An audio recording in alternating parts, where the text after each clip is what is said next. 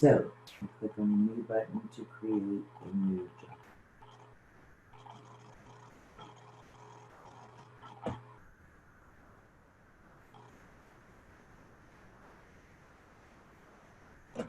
The most important thing when you're in the new job screen is making sure that you have the right style, always, because the style tells DigiTran and SpeechCat how to format the text.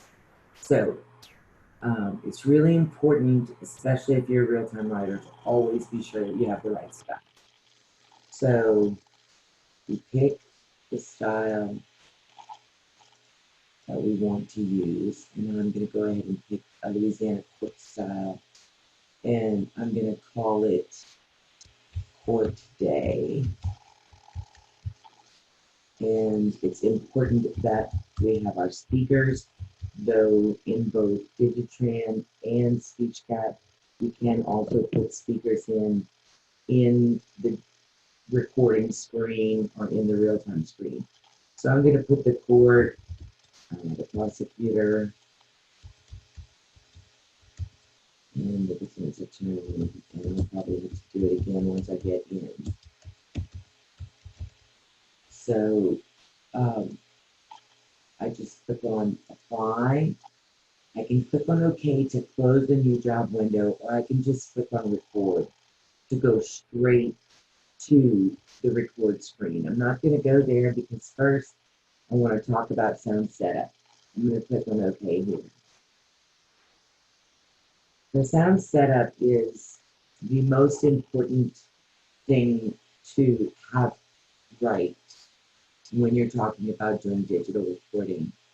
So we're going to go there first. Everything that we see here has to do with sound cards, external and internal. Internal meaning an internal sound card that's inside your computer itself, or a USB audio device which is outside of your computer, external to your device and connected, generally speaking, to your mask. But this is my Pure Audio SA. It has a pink and a green port. The microphone, which is the mask or an external mic, always goes into the pink port. What is the green port for? The green port is actually a line out, meaning it's a headset port. So if something happens to your sound card of your computer, which is what you normally listen through, that's the hole on the side of your computer. If something happened to the sound card, which that can happen if you catch a surge through an electrical line, it can blow your battery, it can blow your sound card, it can blow many things. But the battery is generally first and the sound card second. Generally, they go together. It depends on the way, the configuration of your computer and how they protect them. But those two devices are the things that are going to go first. Well, if your sound card goes out and you can't listen via your sound card, you could actually plug a headset into here or external speakers even and listen via this device. However, you would have to tell your computer that you want to listen through the Andrea Pure Audio device. How do you do that? Well, at the bottom of your screen, and let me make sure that you're seeing the screen, the right screen, because I am using two, and the sound only appears on one. So right here on the lower right-hand corner of the screen, you are seeing the time. That's what everybody's used to seeing, the time and the date. And then if you move over one to the left, that's the speaker. And this is the way it looks in the current version of Windows 10 Professional, where you'll see the bar for loudness, but then right above it, you see what is it that you're listening from right now. I am listening from the Realtek high definition audio. That's the sound card of the computer. Every computer has a sound card. Now, if I click on this little up arrow here, you'll see every device that's plugged into your computer that is capable of playing sound. So if I selected the pure audio USB SA, which is what this is, and I plugged my headset into the green port, then I could listen from this device in the exact same way I listen to the internal sound card.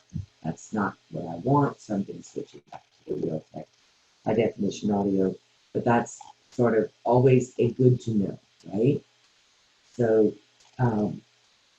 now that we are in the sound setup, we need to determine what USB devices we're going to use for what. I use the Sound Blaster Play 3 for my voice. So my mask is actually plugged into the Sound Blaster Play. So I call that the voice track. Let's make sure you're looking at it. I want you to look at it. So here, the voice track. I guess the very first thing we need to say is how many channels do we want? I want one channel for my voice and 2 room channels. So I just make sure that the little number here is 3. And then over here in the first line, I identify my tracks. So my first track is going to be my voice track. I am using the Sound Blaster Play 3 as my voice track, and that has to be mono 16-bit, 11.025 mono 16-bit. It has to be mono in order for Dragon to write reading the file. And so it's important that the first track is a mono track. So my second track is going to be room mic 1. I am going to be using a mic that I bought from Pingad at convention, and it's plugged into the Pure Audio SA, and it is way hot. So I need to bring the volume down so that it's not bouncing in the red, because it's really loving being in the Pure Audio. And then for my room mic 2, I'm going to just use the internal sound card. So that's a microphone on the keyboard that is just going to pick up whatever's around me with me plugging nothing into it. And I've got that set as a mono track too. The only time you ever set anything as a stereo track is when you are using a splitter. And it specifically has to be a stereo splitter, meaning you are taking 2 microphones, 2 different microphones, and you are recording 2 channels, one on each different mic. So they're going to record differently. There are different kinds of splitters. There are also mono splitters that literally take 2 microphones and merge them into 1 channel. So it's important that you know whether it's a stereo or a mono splitter, and you always know that by this very end right here. I don't know if I'm holding it up enough, but it has 2 lines on it, right? And so the 2 lines are telling you that it is a stereo device. Normally, if a device is not stereo, it will have 1 circle on the end. Most of my devices are stereo. I don't have an example, but I'm sure that you've all got earbuds that work with your telephone, and you'll notice that your earbuds have 3 circles. When it has 3 circles, it means that it can put out in stereo and it can record. So 3 circles on the plug-in tells you that it's a microphone and a headset. This is just a stereo splitter. Okay, So a little equipment knowledge there for you. Normally you can plug a mono device into a stereo device, but you can't plug a stereo device into a mono device. Most devices that you find now are going to be stereo. It's harder to find mono devices. Most people aren't even looking for them anymore. So most everything you can assume is going to be stereo. But look for the rings and it'll tell you the rest of the tale. Once you have set the input devices by the name of the USB audio devices, the way they're seen in Windows, you want to click on apply, and then it's going to start showing you bouncing bars. The very first bar is not bouncing because it's my mask. So in order to test, what we do is we click on the red dot and then we speak. So first I'm going to speak into my mask, then I'm going to speak into the room, then I'm going to show you how we play.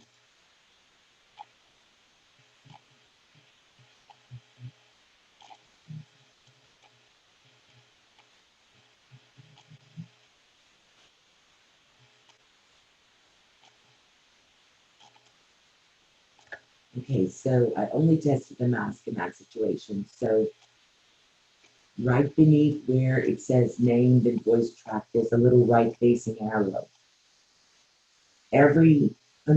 Beneath every channel, there's a right facing arrow. So in order to hear that channel, you want to click on that arrow. So let's listen.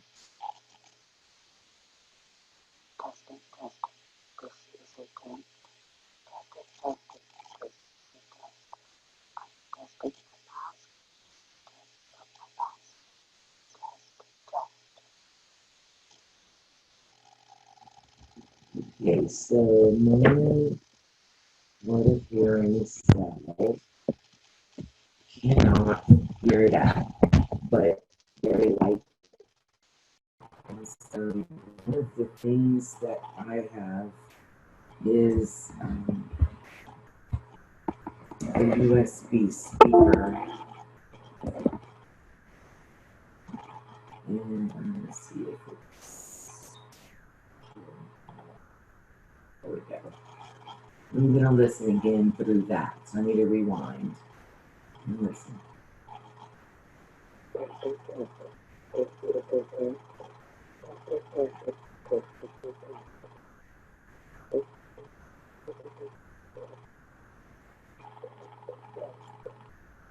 I'm just going to go ahead and make it louder because it's just too little for me to hear. Now I'm going to test the room. So I'm going to click on record again. Testing, testing. This is a test. I'm testing the room microphones. Testing, testing. This is a test. I'm going to click on the red record button to stop. And now I'm going to go to room mic 1 and I'm going to hit play. Testing, testing. This is a test. I'm testing the room microphones. Testing, testing. This is a test. That could be louder in my opinion, so erase it. I'm going to rewind, and I'm going to listen to room mic 2 now. Testing, testing. This is a test. I'm testing the room microphone. Testing, testing. This is a test. I'm going to click on the red record button. Okay, that sounds awful. So I'm going to use something else. What am I going to use? So that was the internal mic. Okay, so I've got my Sound Blaster, my Samsung Go mic. So let's see if I can plug that in. That was just some good sound. In order to have it appear now, I need to click on apply. And then right back in. And now I should be able to see my Samsung Go mic, and I can. So I'm going to hit apply, and I'm going to record again. Testing, testing. This is a test. I'm testing the live room. This is a test of the live room. Again, testing. This is a test. I'm testing the live room. This is a test of the live room. Okay, beautiful. So that track sounds good. Again, testing. That track sounds good. One more test of my mask.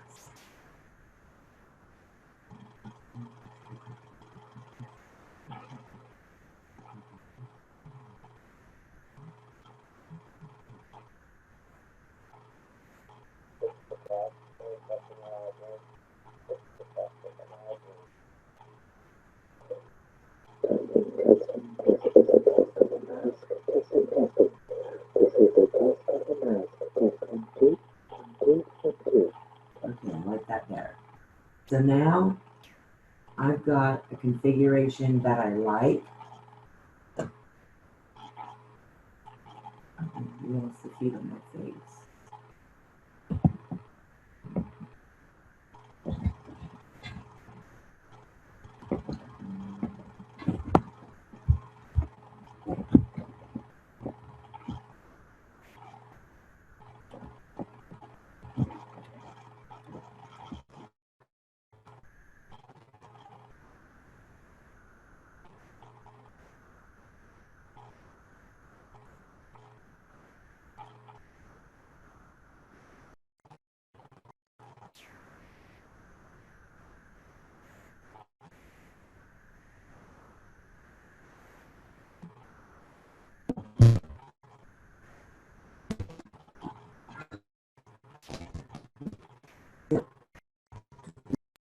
Everything that we want in our sound settings.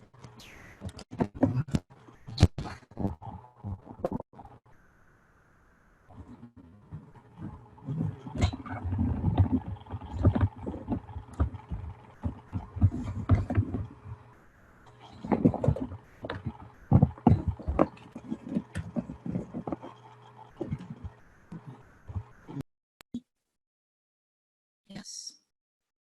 Okay, good. All right, so what we do to actually save a configuration is we click on the very second icon, which if you point to it will say save as new configuration. And this is mask for me, room 1 and 2. Sometimes you can be more specific. For me, like specifically, it's mask. If I wanted to be descriptive, I'm using my mask, which never changes, with my SB Play 3. I am using the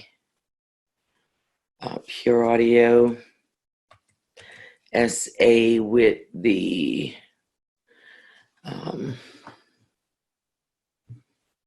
I'm going to call it the Pingad mic, and that's room 1, and the Samsung as room 2. So that's more descriptive for me, and I'll click on OK, and now you can see that my current configuration is here. You can have different configurations. Some people, for instance, let's say that you wanted to do, that you were having a small hearing and you wanted everyone to be on one channel so that you could see if Dragon would transcribe it. If that was the case, you would want to have a configuration where all you had was a room mic 1, and attached to that room mic 1 was maybe the Pure Audio SA, and you might have microphones daisy chained to that CM1000. So you might be using a CM1000 that has 4 other mics plugged into it, and spread around the room so that it's in front of every speaker. And all of it is going into one pure audio SA in the pink port, so that all those microphones and all that audio is being merged onto one channel. Because if it's not one channel, Dragon won't read it all. And so you'd have to have a configuration like that if you ever wanted to try that automated speech recognition for your own interests. So in order to do that, you would have to have a different configuration than the configuration I would have now. That configuration would be far more simple. I would just simply remove 2 channels and use only the voice track as the pure audio SA, because that's what all of my mics would be plugged into. And I would just save that as, oh, I have to do apply first. Then I would save that as my ASR via pure, I call it a PASA, pure audio SA.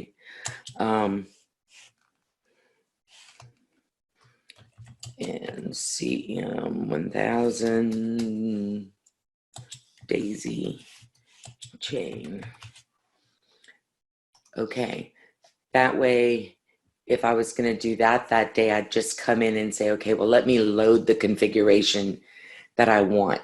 Do I want my mask or do I want my ASR configuration? Well, I want my mask, so I'm going to do load. And it automatically brought everything back to where it was for that configuration. Now, all you need to remember is one thing when you're changing configuration. You have to make sure everything for that configuration is plugged in. And it has to be plugged in the same place every single time. So just remember that if you're using one device for multiple purposes, you shouldn't move the device. That device should always stay in the same USB port. You may just assign it a different channel name or number. That's perfectly acceptable to do. So we now know how to identify the USB audio devices on a line and to decide what we're going to call them. And we've also tested all of those channels using the red record button, the play button that is beneath every channel, the rewind button in order to listen again on a different channel. You'll notice that the black and the blue numbers are the same as they always are. The black number is the amount of total record time. The blue number is where your playback is right now. So if your playback is set at 0 and you recorded for 19 seconds, it's going to play back the whole of the 19 seconds if it starts from the blue numbers. When you're done, you simply close and you are returned to the main menu. Now that you have your configuration set, you can go and record. Remember that your configuration does not need to be checked every time you go into the program. Your configuration really should never bother you unless one of your devices is going out. Then you'll receive a notice that says, please run sound setup.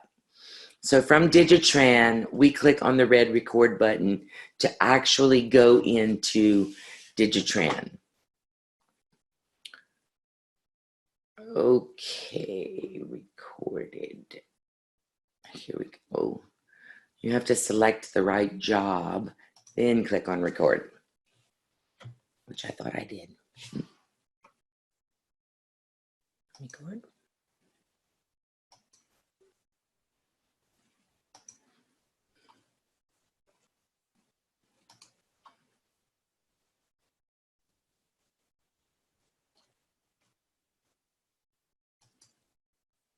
DigiTran won't go to record. Records here.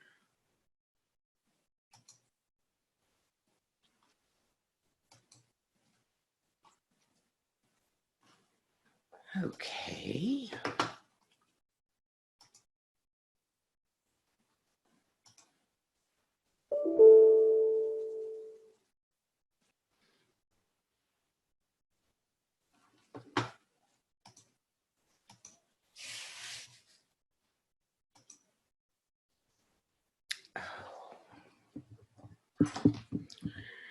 Okay, so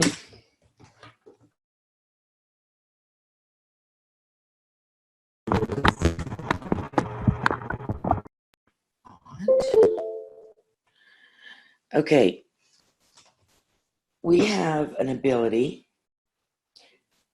to record to different drives. So I have an internal hard drive and I have 2 external hard drives. And I must have one of my programs set. Looks like I have SpeechCat set to record onto an external device. So if I don't have that device connected, it won't go into record. That's a situation. So now that I have it plugged in, here I am in record. Now, those of you who are SpeechCat customers will recognize this screen that you see on the left side of the real-time screen. Those of you who are DigiTran only customers will recognize this as your primary recording screen. This is such a powerful program. It's so easy and straightforward, and yet so powerful. The first thing I do when I get into DigiTran is click on the keypad icon up here at the top. And that brings up my numeric keypad. And a numeric keypad appears on the right side of your screen. This is an extra keyboard I have just to illustrate that this is a numeric keypad. On your laptop, on your laptop or an external keyboard that you might plug in, you must have a numeric keypad in order to use it to mark with. That's a numeric keypad. Some of us have them on our laptops, some of us don't. I have it on my big laptop, not on my small one. So when you don't have the numeric keypad on the right side of your screen, no worries. We resort to the seating chart. Okay, the seating chart is also way cool. It's very visual. A lot of people like that. So the seating chart, again, you open it up by this fancy little person at a desk icon here. And it opens up and it's completely blank. So what you want to do first is open a chart file. So that is the 1, 2, 3, 4th button. And I have made a lot of default charts. Michelle has also made a few default charts. These are all available to you. If you'd like them, just let me know. I'd be more than happy to share them with you. Thank you, sweetheart. I'll trade you.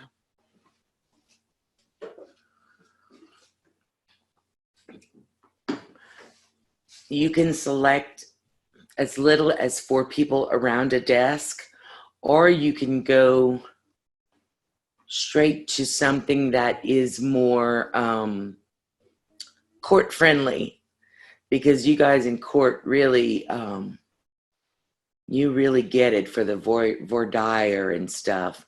So we've done, this is, I created a AAERT jury trial seating chart. I'm gonna open one of those. So you can see that it is a little complex. It's got a little more speakers than a simple depot one would have.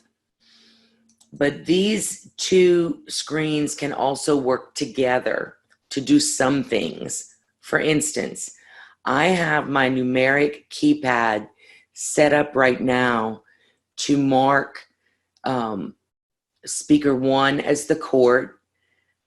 When I want you to notice that in the seating chart, everything says speaker sample text. None of these speaker names are reflected here, right? Now I'm gonna save to the job. Look what happens. You see that? Speaker 1 is set to the court. Speaker 2 is set to the prosecutor. Speaker 3, the defense attorney. And that's all that I have. Let's see, I want to put the witness as speaker 4. I can do that. I'm going to hit tab and save it to the job again. Oh, why is it not? Oh, that's speaker 8. Here's speaker 4. Now, if I wanted speaker 8 to be filled in or speaker 5 to be filled in, I just need to make sure to put a representation for one of them over here. I might say, okay, speaker 5 is going to be child advocate. And you can see that it's pink. When it's pink, it means that it hasn't been saved yet. I'm going to hit enter. Okay. I can't open something. I always have to start a new file. If I have to start a new, does that make sense? Yes. If I exit, I have to start a new. It does make sense, Kim. That might be a default set to record only, or it may be the version. So let me make a note that in DigiTran itself, so DigiTran Pro, do you know what version? If you click on Help and About from your DigiTran main menu, it should tell you what version you're running. Would you put that in the chat for me?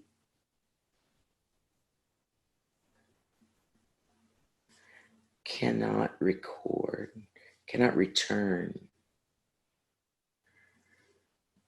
to a recorded doc and add to it. Okay.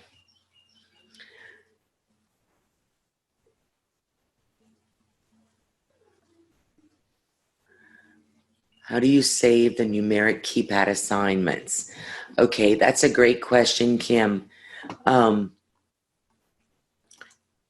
I think that it is possibly the version that determines whether or not it can be saved. But I will look.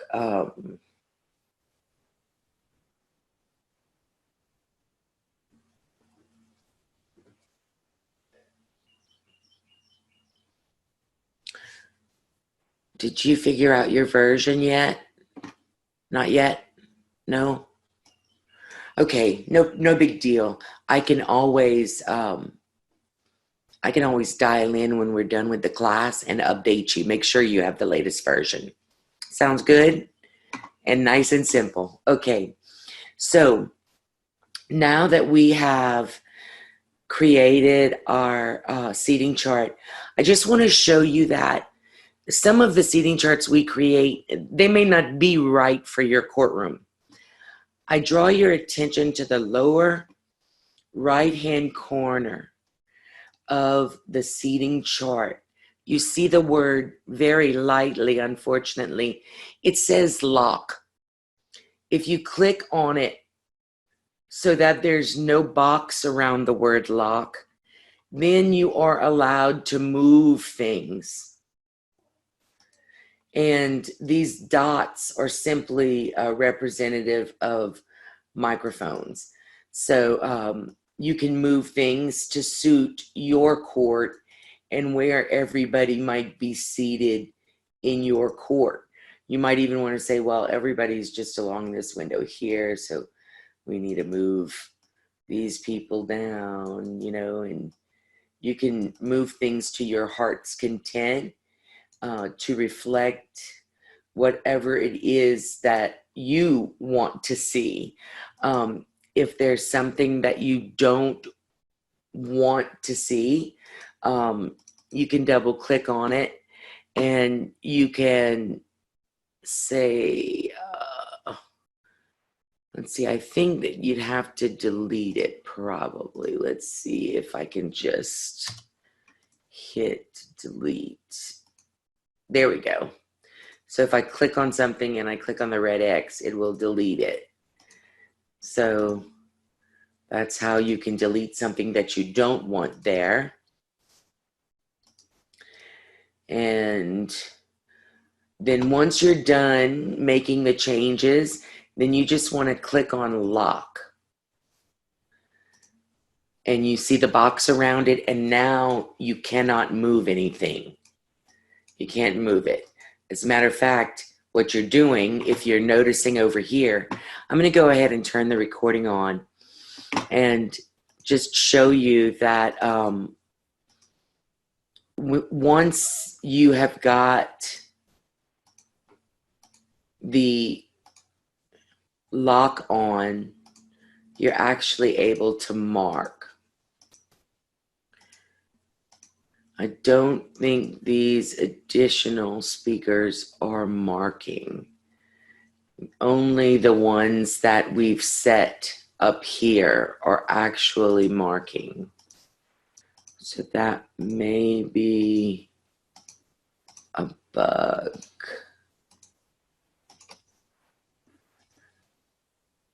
Unless it's, no, these are all marking.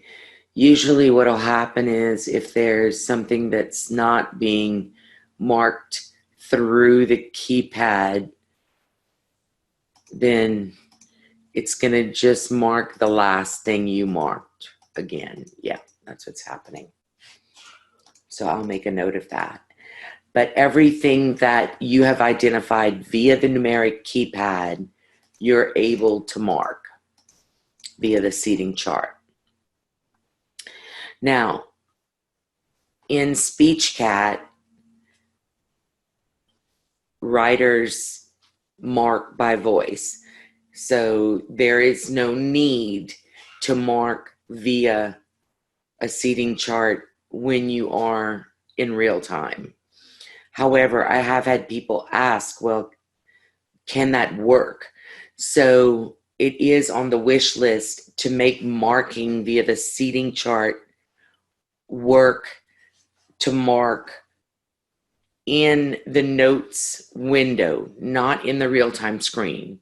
We can't do that because what will happen is you'll have a mark for what you said with your voice and a different mark for what you said with your mouse.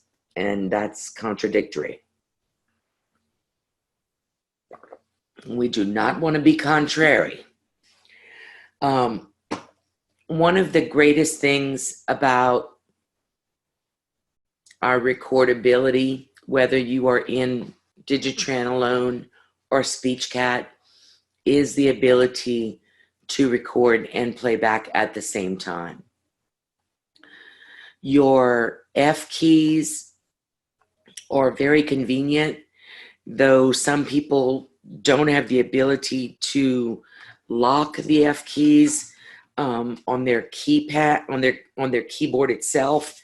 And that's kind of a bummer, but that's not something I can control. When you can lock your F keys and thereby use them. F8 goes one up every time you hit F8. F9 goes one down. You can see it moving on the left in blue. F7 switches. Look at the channels up here. VR 1 and 2. Watch this. F7. Now 2 is selected. F7. VR is selected. F7. 1 is selected. F7. 2 is selected. Notice that when the number is selected, it also tells you this is room mic 2 and you're recording it via the internal sound card of the computer. This is room mic 1 and you're recording it through the Sound Blaster. This is totally wrong, by the way. The Sound Blaster, what you hear, it's supposed to be the microphone. And the VR is being recorded through the Sound Blaster Play. So it's giving you a lot of information right here. That's important to know. F5 is play.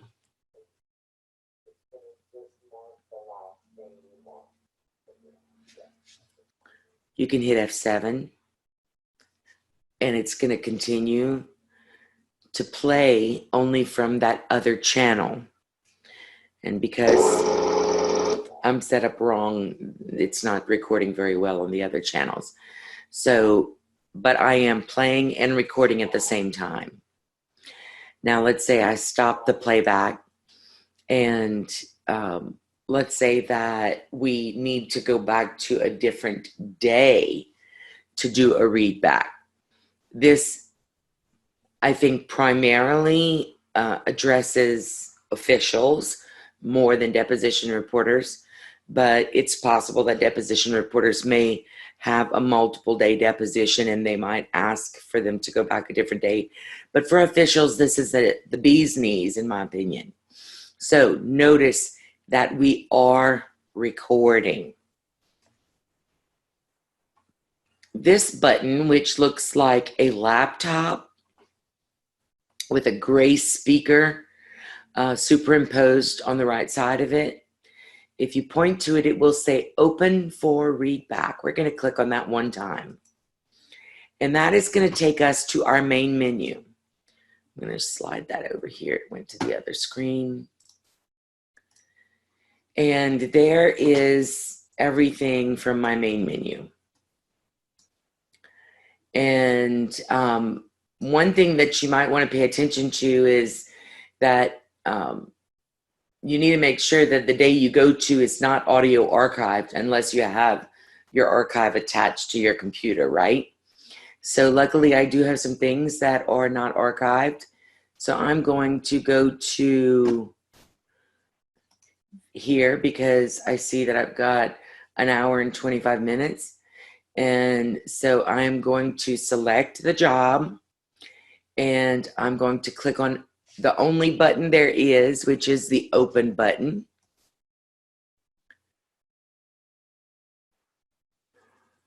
And it's going to open my job that I selected in scope.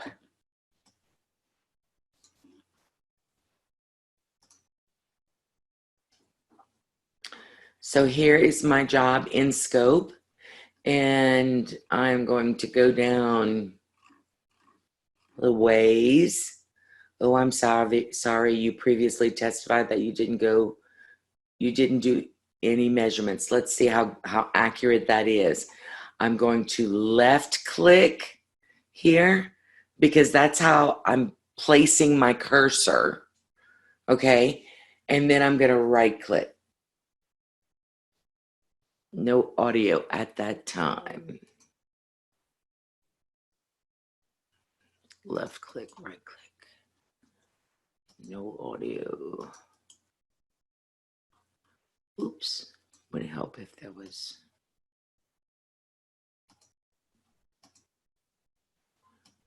Let's see if there's anything on that track. Okay, it says that there's no audio. So it must have been something that somebody sent me. Let's try this one. Open. Now remember, we're recording this whole time. So if somebody starts to have a conversation, no worries, you got it.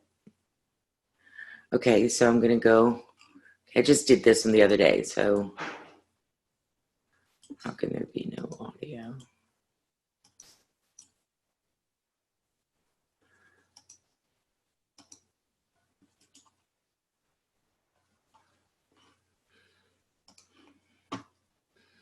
Okay, I'm having technical difficulties that I think might be related to my configuration. So hang on just a minute. This is good though, actually. It will give you an insight into how I find out what could be causing this problem.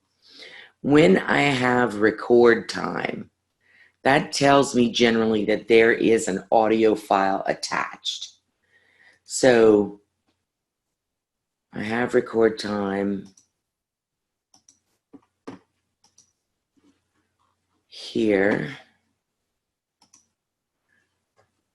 So let me go in to scope. Let's see if I can hear the audio there.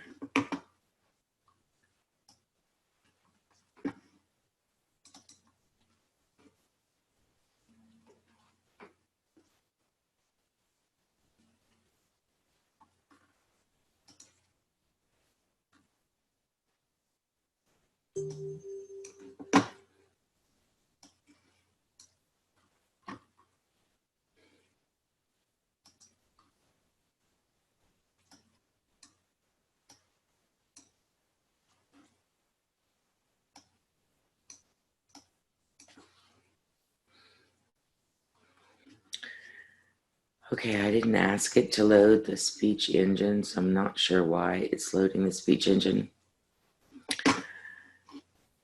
Perhaps some of you noticed on the Trailblazer support page that I'm getting a new computer. This is why. Okay, so I'm going to go and look at this job in Show Files. So I'm going to click on View, Show Files. Here is the room audio, and you can see that it says -1, which means that there's no audio there. So because it's telling me that it's looking at C Core Reporter audio, I'm gonna need to find out if that's where it's going. So if I go to recording and I deselect use standard path and browse to one of my hard drives,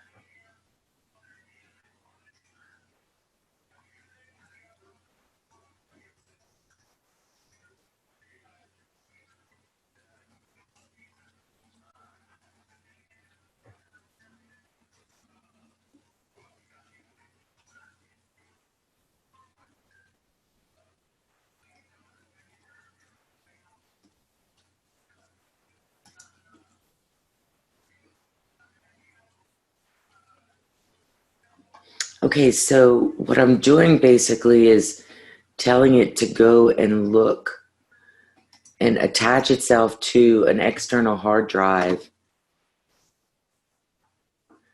And now if I go back, of course that's DigiTran.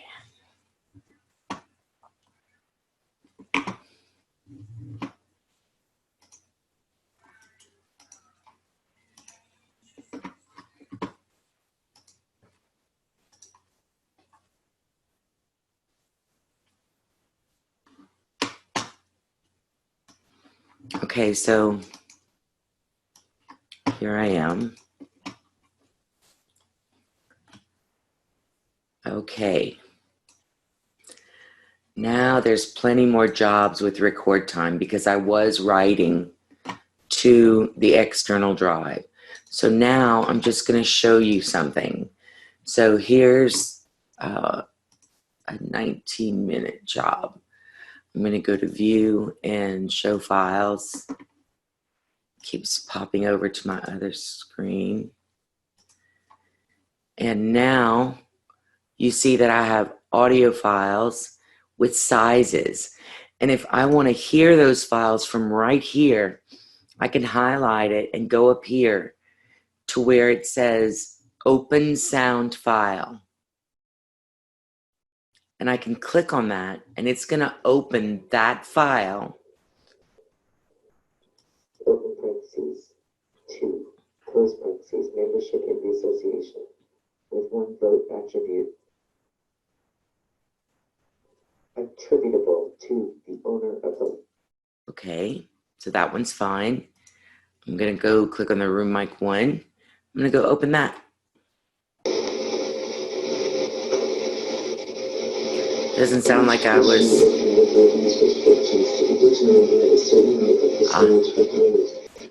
Okay, I was just dictating out loud, it sounds like. So I can also open the other one.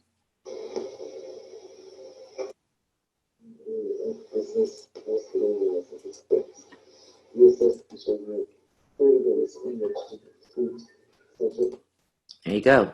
So that's how you can listen to audio files from the View Files window. You can see where the files are located by expanding the location column.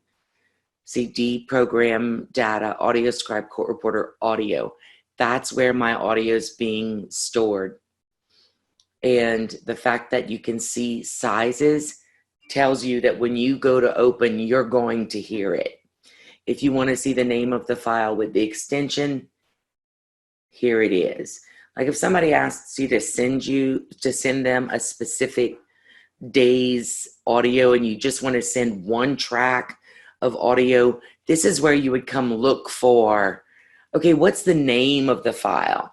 You could identify which audio channel you want and what is the name of the file so that you can then go look for it and you can say, okay, look, here it is. It's on D, Program Data, AudioScribe, Court Reporter, Audio.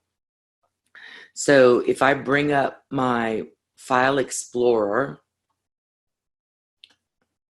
I would literally go to find D.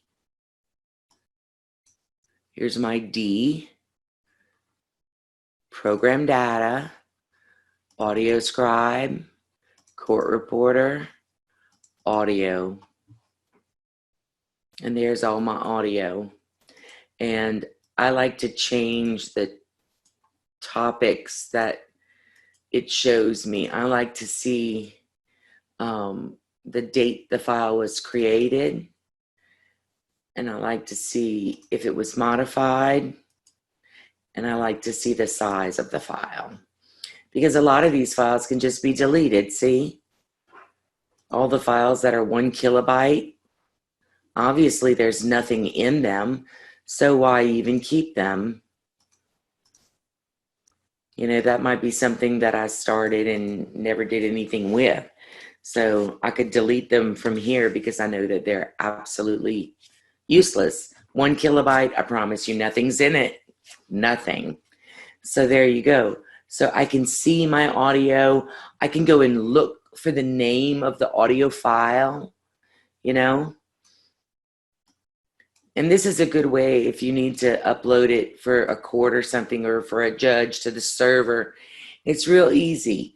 You just go and you say, okay, let me find the file name that matches right here. And you can go and find it, 002, you know, or 003, you know, 002, you right click and copy or, you know, send to mail recipient, whatever. So that's how you find your actual files. Your dictation, what's listed under dictations, this is always your text files. So these are your files, whether it's in real time or scope. And then your presented documents, these are the documents that are in your word processor. So if you go to WordPerfect, your WordPerfect document locations are under presented documents. If you go to Word, it's under presented documents. So show files is a really, really handy place. And it's also where you go to create a gather logs. If you have a problem and I ask you to send a gather logs so I can figure out what's wrong, because your log actually gives me information that I couldn't otherwise get from you, because things that you aren't even aware is going on in the background of the software, SpeechCat and DigiTran are making note of. And when we get those logs, we can say, oh, well, there's an error here, an error there. So we need to go look here in the program and there in the program. It helps us to be able to diagnose what's wrong and sometimes even build new solutions. So it's a really important place for us and for you. So now I'm going to return to our court day. My system was configured differently for court day, so it says that there's no record time, and that's because it was set to record just on the hard drive. So if I go there, it's going to think that it's a brand new document, and I can actually open it up even with SpeechCat and DigiTran. So I'm going to go ahead and start the recording. And because I came through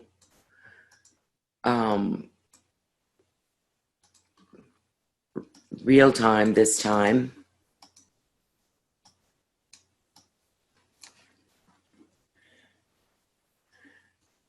it's not showing me my numeric keypad or my seating chart windows. My icons, I mean. And I'm just waiting for real time to open my user profile. Can there be more than 10 keys for the keypad? Right now, no, there are not. I guess because there's only, the 0 through 9. Now, sometimes we can use the other keys, like the plus and the minus. It's possible that we could use other keys. I will make a note to ask the programmer if other keys can be added.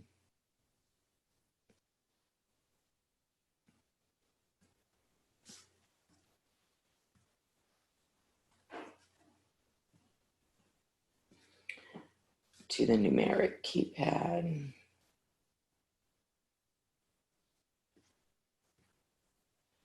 Okay, so I believe that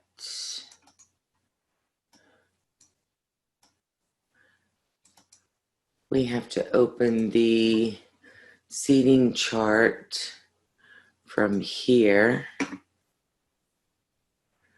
because when you are in SpeechCat, you actually can still use a seating chart, because reporters asked us for it years ago, and so we put it in the software.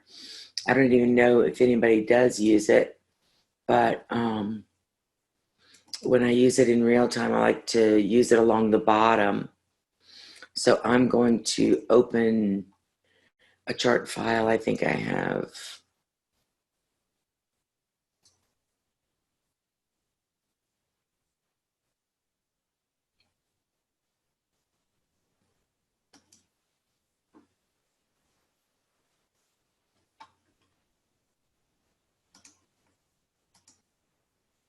There we go. So these are, you know, less fancy in terms of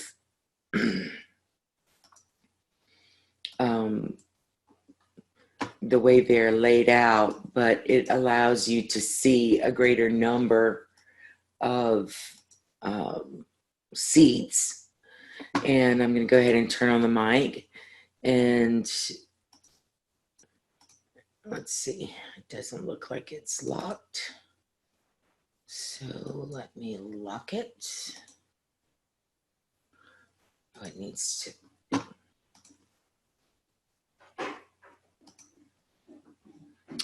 I didn't save it.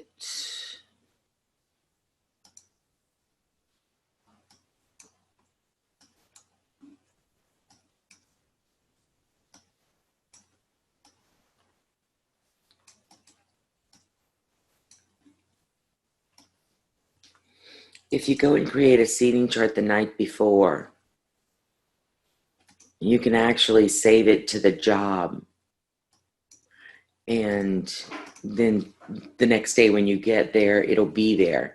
So if I save it to the job, then it'll have my markers there. There we go.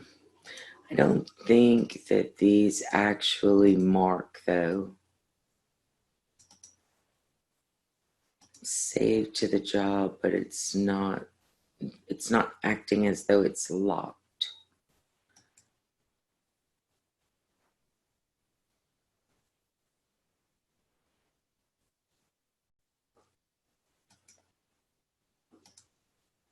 Okay.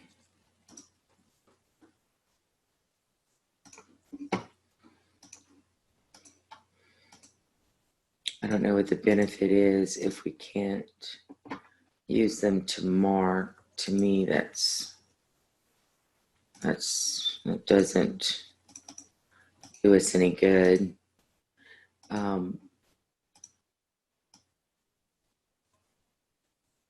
Doesn't appear to be locking the table, even though it's saved to the job.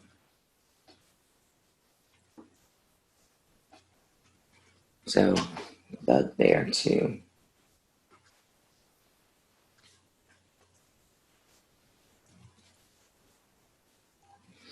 Okay, so I wanted to go to open for readback and pick something with audio. So I'm gonna go over here, and there's a file with audio.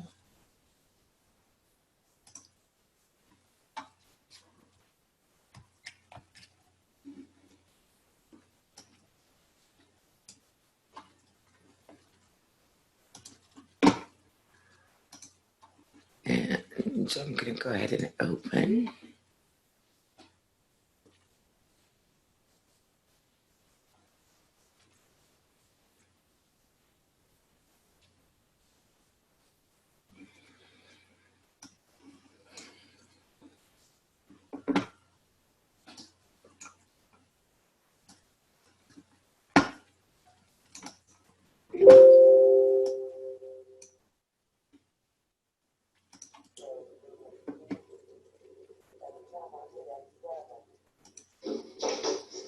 It's gonna switch track.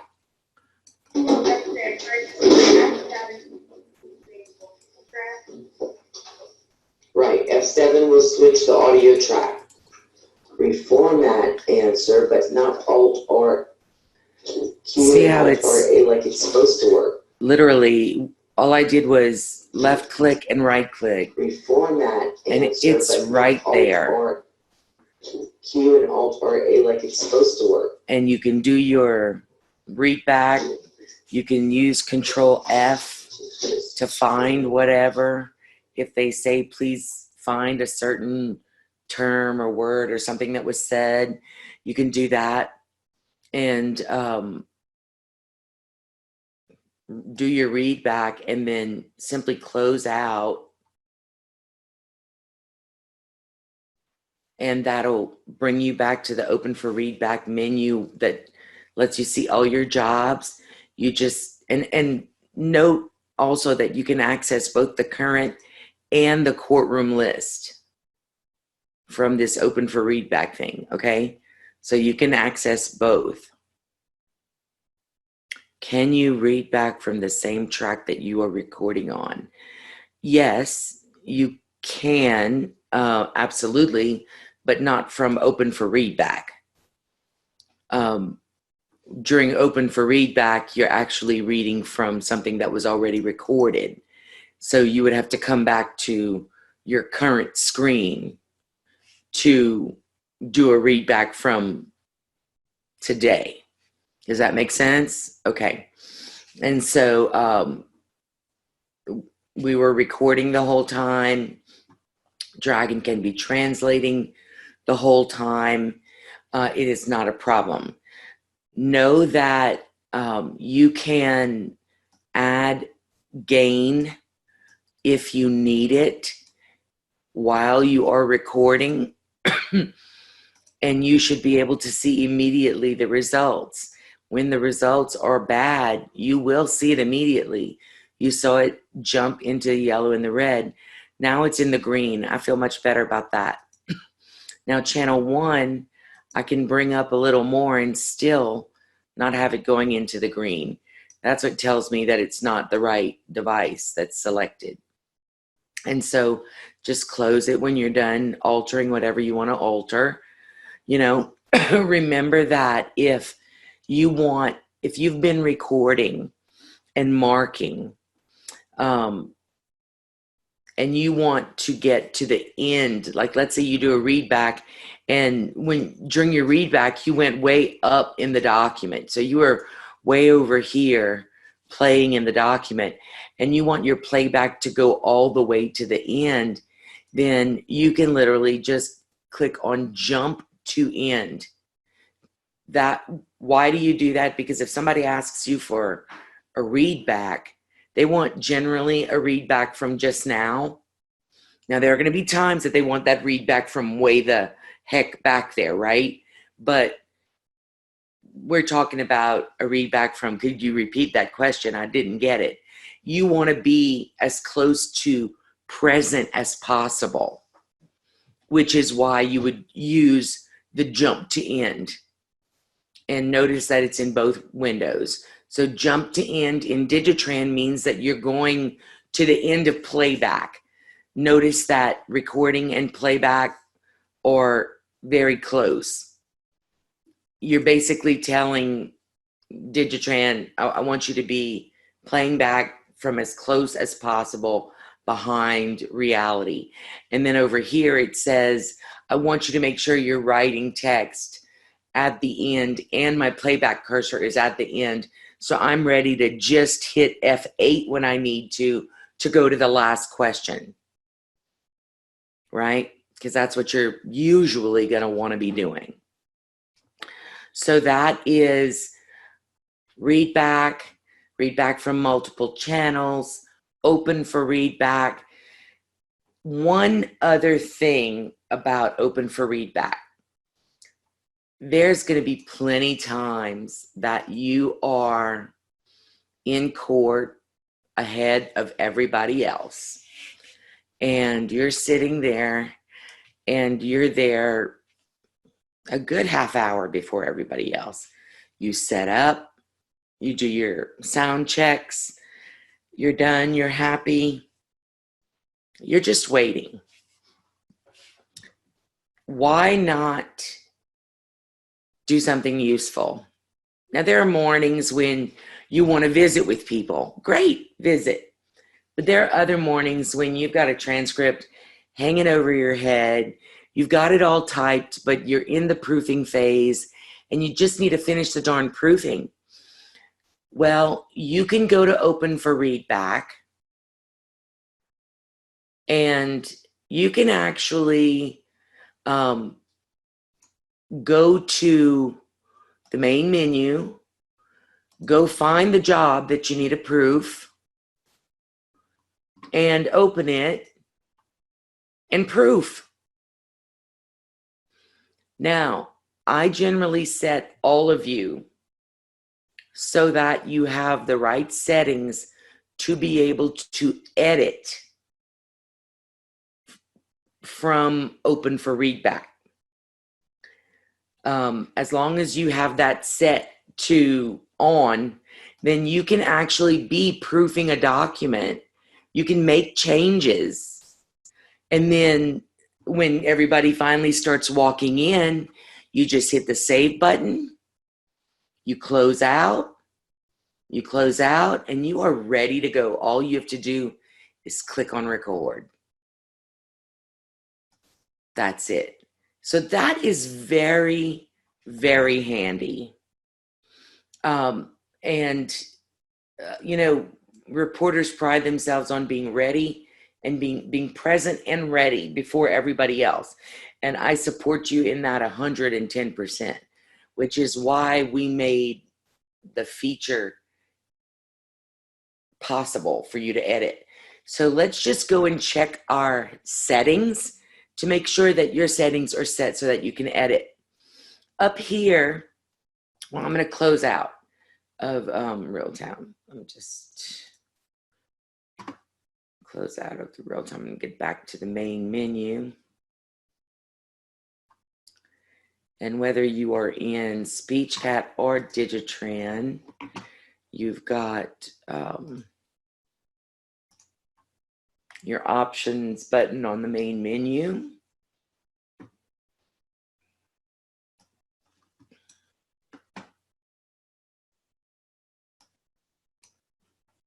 This is what your options button looks like.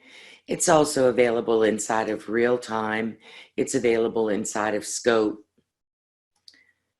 Okay, so if we make it a little bit wider, we go to Preferences. Nope. I apologize. It's Editing and Scoping. You will see right about mid-page, Open for Readback allows edits. Please make sure that there is a check in that box. And that's all you need. If you click on Apply, then you are good. I'm going to go to the Recording tab and just remind you that you get to tell DigiTran or SpeechCat where you want your recordings to be placed. And when you have Use Standard Audio Path selected, it's going to go to see Program Data, AudioScribe, Court Reporter, then DigiTran or it'll either be Court Reporter for Realtime for SpeechCat or DigiTran for DigiTran, and then the audio folder. And so you can assign audio folders to different drives, as I was talking about earlier. And in SpeechCat, I'm assigned to a different drive. Here, it's still going to the same drive. So I would want to go to D and Program Data and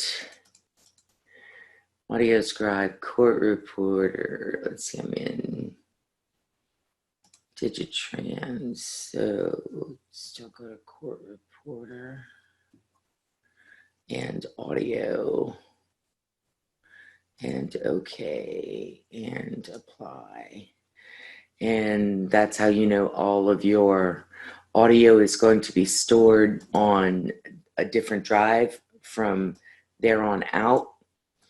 You have to know that your files will all have to be moved if you choose to do that. So if you want to write to a different drive, that's something that you should call me and we should do that together, because otherwise it can be very scary to you. Trust me. It'll be very scary because it'll look like all your jobs disappeared when actually they're just living in a different place. So I'll just show you that now it shows all the jobs that I took with SpeechCat, because now my SpeechCat and DigiTran files are going to the same place. So very convenient for me, but for you it would show just nothing. So that would be scary. So what we've talked about this week is your USB devices, your audio in Windows and in the sound setup. Next week, well, actually, I think we have enough time to do it right now, so I'm going to go ahead and do it. Right at the bottom of your screen, we all have a little magnifying glass, little search window, and if we type in that search window, Device Manager, it will bring up our Device Manager. We can also click on the windows, we can go to Settings, and we can get to Device Manager from Settings as well. I'll go to Devices.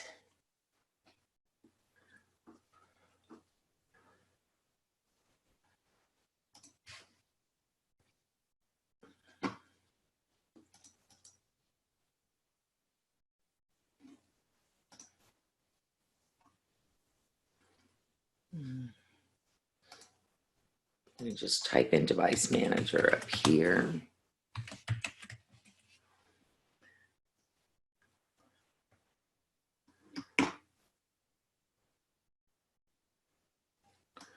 Okay, and here's the Device Manager. Now, the Device Manager shows you, most importantly, your USB devices. Your USB devices that say USB hub are the ones that really matter. The ones that say composite device do not have power management tabs. But if you go to one that says USB hub and you right click and you go to properties, you will see that there is a power management tab. On the power management tab, it is crucial that there is no check in the box that says allow the computer to turn off this device to save power. We do not want that. Make sure there's no check in that and click on OK. I go to everything that has the word hub in it and I check. I'll do this once every few weeks, just randomly check it, because Windows can come and check them. Like if I uninstall a device and reinstall a device, it's going to come and check them again. So I'm just going to everything that says hub, looking for power management, making sure it's unchecked. If it doesn't have the word hub in it, chances are there will be no power management. I'll just show you a composite device so that you can see that there's no power management tab. And once you've made sure that all the hubs have no power management set, you're good. I do want to point out to you that if you have a problem with one of your USB devices, you can come to Device Manager and look under Sound, Video, and Game Controllers. And it's highly likely that if one of your devices have gone bad, there will be a yellow triangle, like a caution with an exclamation point. That generally means that the device needs an updated driver, or there's a driver update waiting for it. If you click on that device and then you click on Properties, and then you go to the Drivers tab, you can look at the date of the driver. The date of this driver for my webcam is 2012. That's pretty old. So you can say, well, let's see if maybe I can update this driver. I'm going to go ahead and search automatically for the driver online, because they usually have the more current drivers. Now it could come back and say that it's already got the right driver. Or it could come back and say, hey, we found a newer driver for your device. Do you want to install it? Here we go. The best drivers for your device are already installed. So now I know the best drivers for that device are good. So I can just close. But if ever you have generally that yellow triangle with the exclamation point, if you see that in your device manager, it is 75 to 90% of the time because it needs a driver update. That other percentage, it's bad. The device has gone bad. And you can usually generally tell if it says that the device is missing, then the computer's not recognizing it anymore. So that's power management settings for your USB devices. Very, very important thing to know and check, especially after you notice that your computer has done a Windows update. And always know what your Windows update is or what your version is. If you click on the Start button and you go to Settings, you can type in Windows and it'll immediately come and say check for updates. And you can see that it has done an update and it's waiting to restart to complete my update. So probably once we're done and after the video uploads, then I'll restart. But I don't want to restart now because I'm in the middle of a class.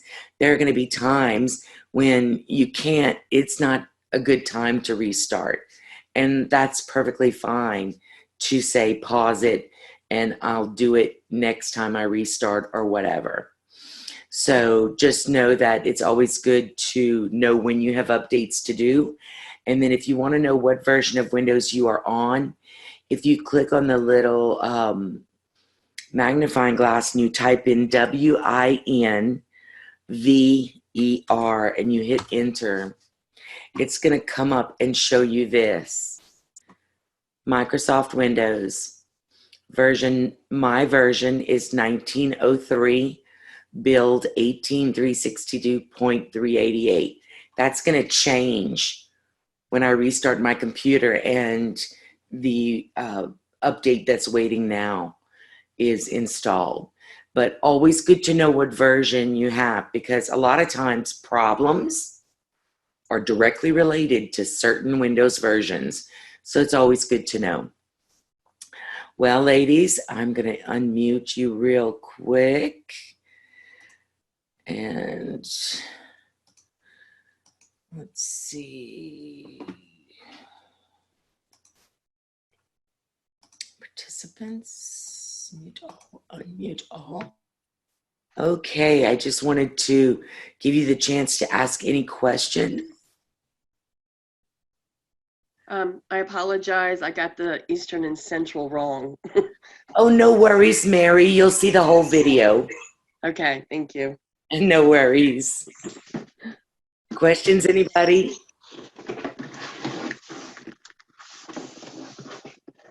Oh, Adria, can you hear me now? I can, yes. Okay, good. When I was asking about adding buttons, I see that when you select the down arrow, it just allows you to select speakers 1 through 9, and I wonder if you could just add more speakers, not necessarily more buttons. Oh, okay, more speakers in the numeric keypad window? Right. Okay.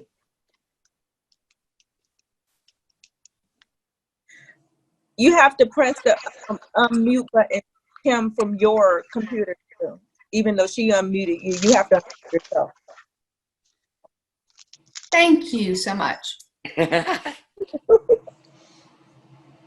really appreciate you ladies showing up. And I look forward to next week. If you have any questions, or if there's anything you'd like me to cover, please email me about it during the week. If you know now, I'll take suggestions for next week. I'll send you an email this week. Awesome. Awesome, awesome. Well, I'm going to go ahead and wrap up today's class and wish you all a very happy Saturday. Thank you. You too. Adria, are you going to call me, or am I supposed to call you to work with you after? I don't know that I have your number.